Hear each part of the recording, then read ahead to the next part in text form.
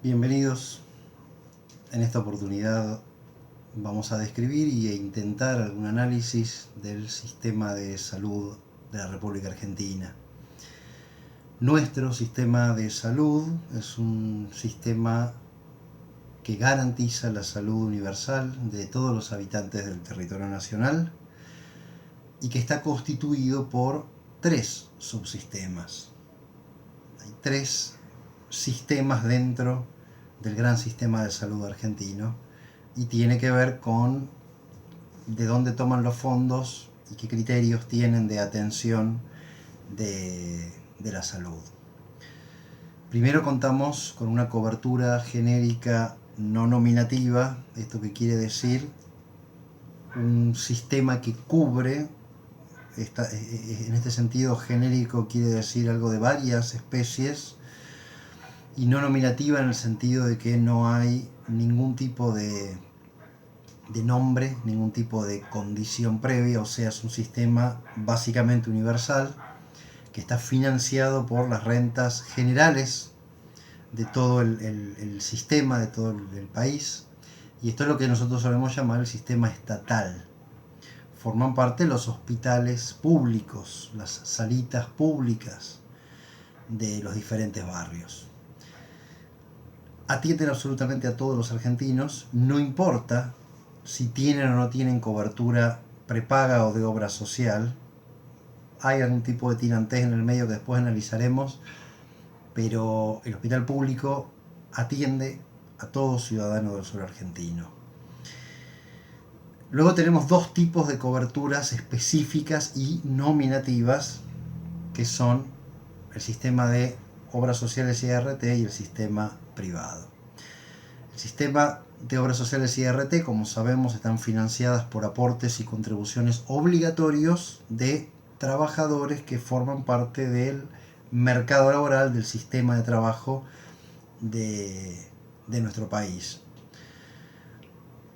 No tienen el criterio universal que sí tiene la primera cobertura, sino un criterio de solidaridad, de atención igualitaria, pero siempre dentro de aquellos que forman parte de sus afiliados. ¿Esto qué quiere decir? Que sea solidario es que no importa el sueldo y en consecuencia el aporte que un trabajador pueda hacer a la obra social, recibirá la misma cobertura de salud que el otro afiliado que pueda aportar la mitad. Esto es, la misma atención da IOMA a un director de escuela que a un docente, por más que los aportes sean diferentes.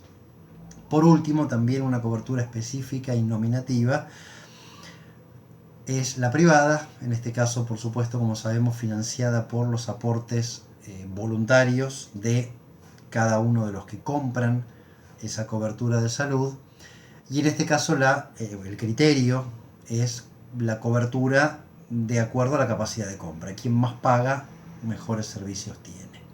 Ahí tenemos entonces tres subsistemas que forman la cobertura, que forman el sistema de salud nacional.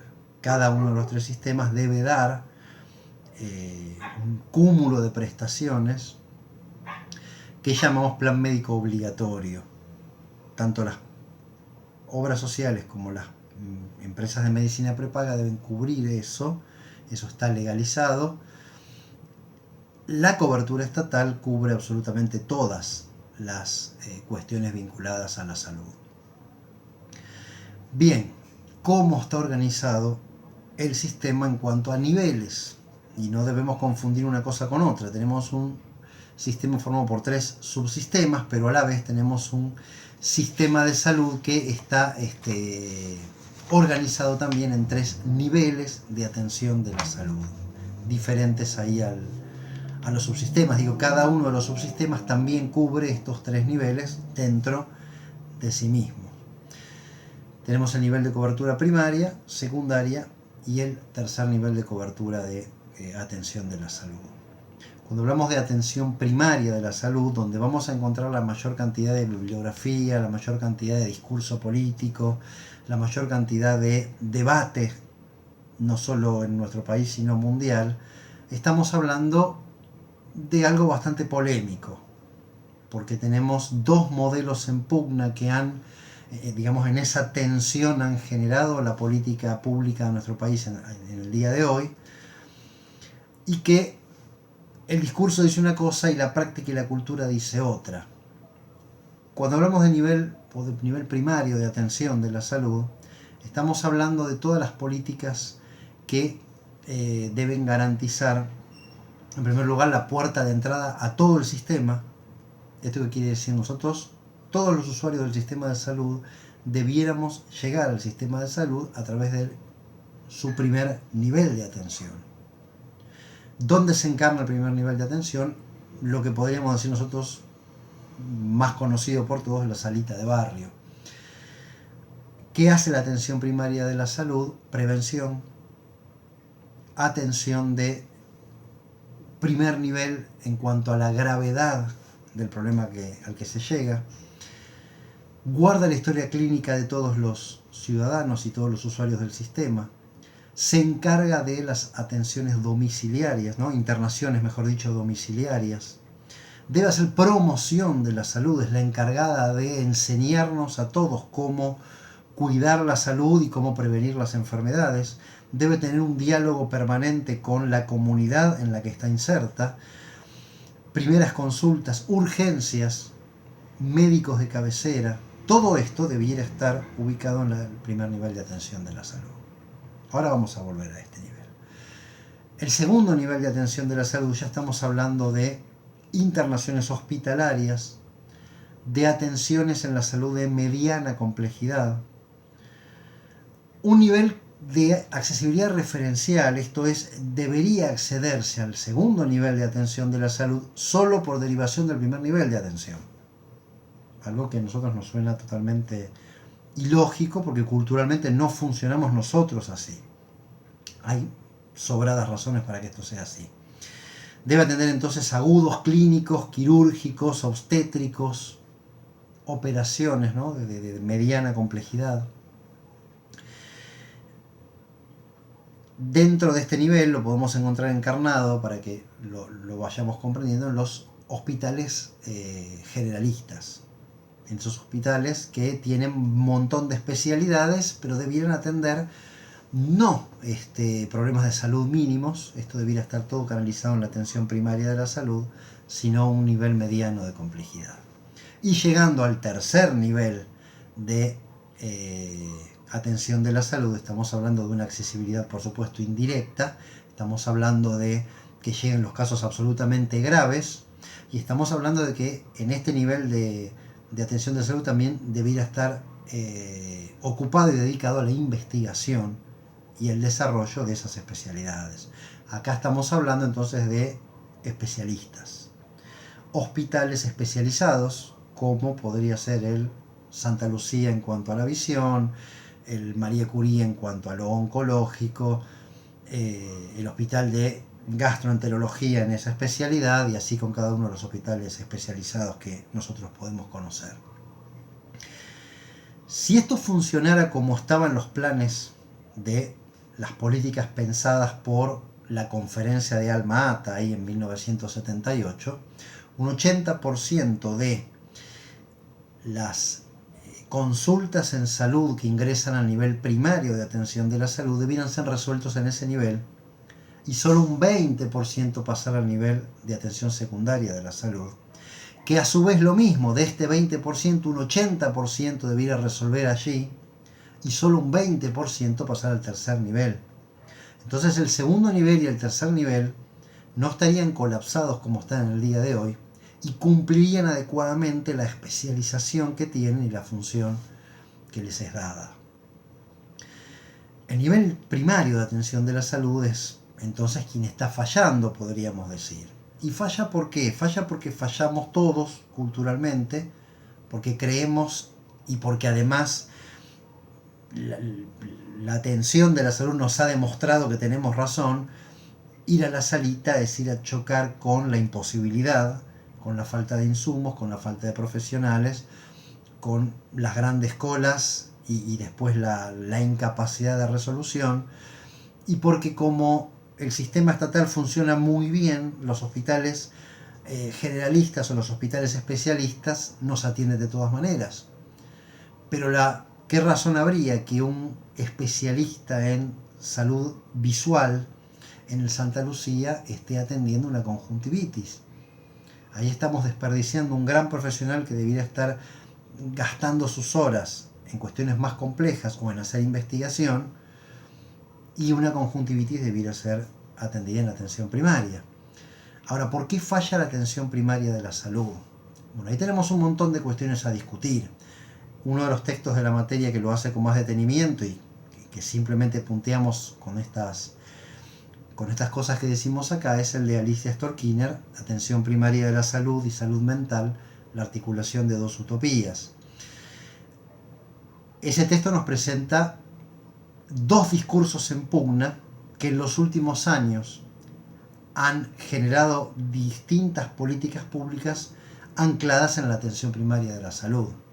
En primer lugar, nombramos nosotros recién la conferencia de Alma-Ata y la declaración de Alma-Ata, que privilegia la atención primaria de la salud y que a través de ella los estados participantes se comprometen a potenciar ese nivel y a hacer que ese nivel no sea un nivel receptivo, sino en realidad un nivel que logre salir de sus consultorios y de sus clínicas a la comunidad, a captar los problemas de la comunidad y a actuar en consecuencia, a hacer promoción de la salud, de la cual hablaremos en otro momento, y a hacer prevención, campañas que eviten que el enfermo tenga que llegar ya con un nivel de enfermedad a atenderse, sino más bien que esto pueda detenerse antes.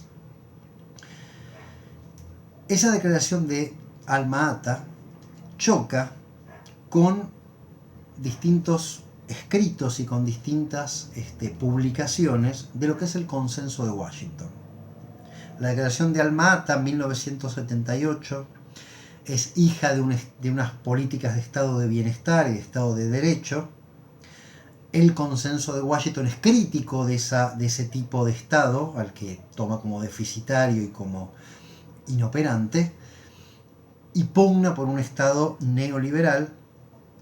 Nuestro país, y en realidad toda América Latina, y podríamos decir todo el mundo, lo que pasa es que en América Latina los impactos son más profundos, pero les decía, el resultado de estas políticas que han oscilado entre Alma-Ata y el Consenso de Washington hacen entonces que la atención primaria de la salud ni ella misma sepa bien del todo dónde está parada.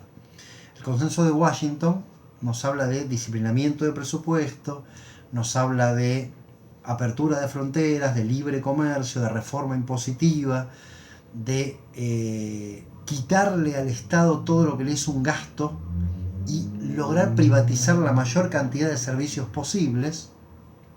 Si pudiéramos retirar definitivamente al Estado de la educación y de la salud, tendríamos un Estado libre de gastos que se dedique a otras cosas, y lo privado daría este tipo de respuestas.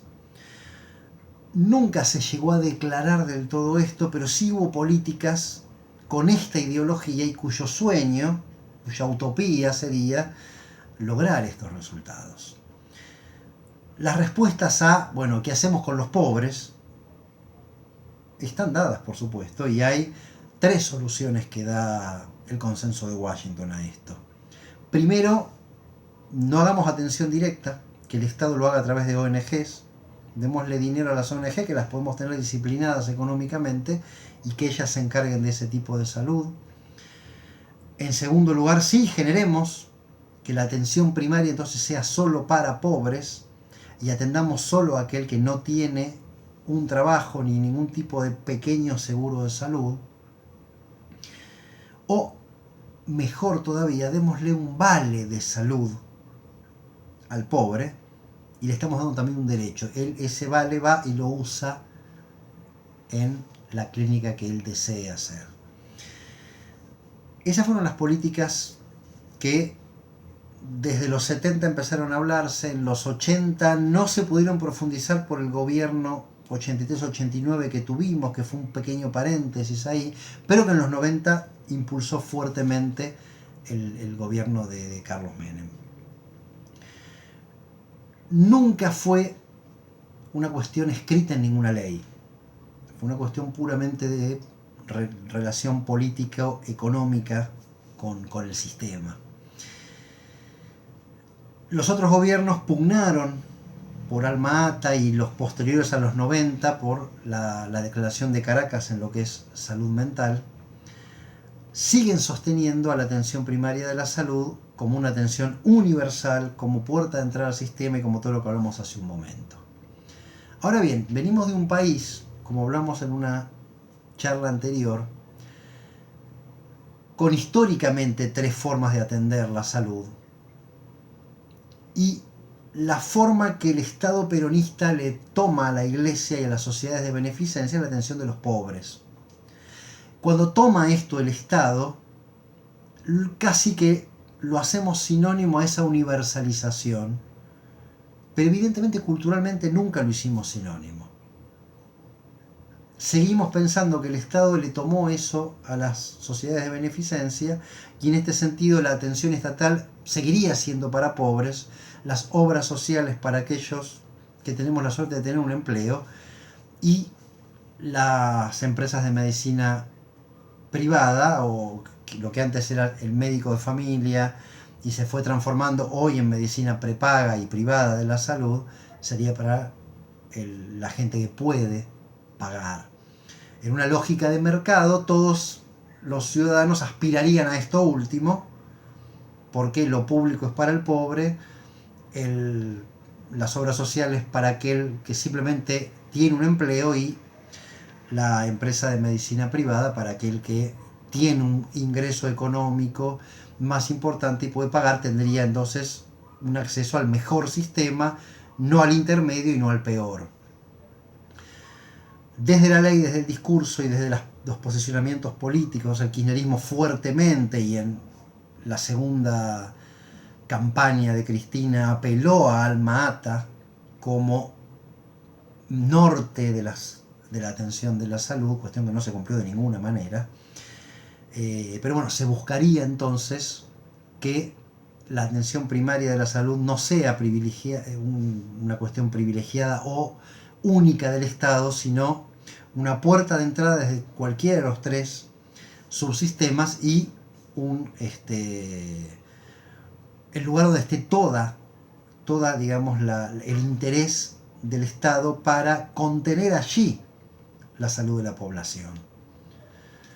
Para esto debiera primero tener la partida presupuestaria indicada, cubrir absolutamente todas las especialidades y evitar el ingreso a través de la promoción y prevención de la salud. Para esto, ¿qué hace falta?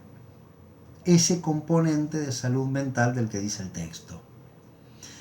Alicia Stolkiner, salubrista como muchos otros de los autores que hemos visto y veremos, es muy crítico en cuanto a por qué no hay salud mental en la atención primaria de la salud.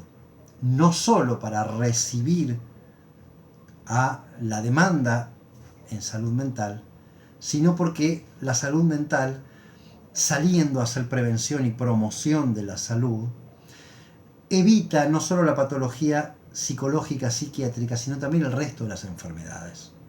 Enseñémosle a la sociedad a cuidarse y evitaremos un montón de enfermedades físicas si pudiéramos dividir la salud solo en física o solo en mental.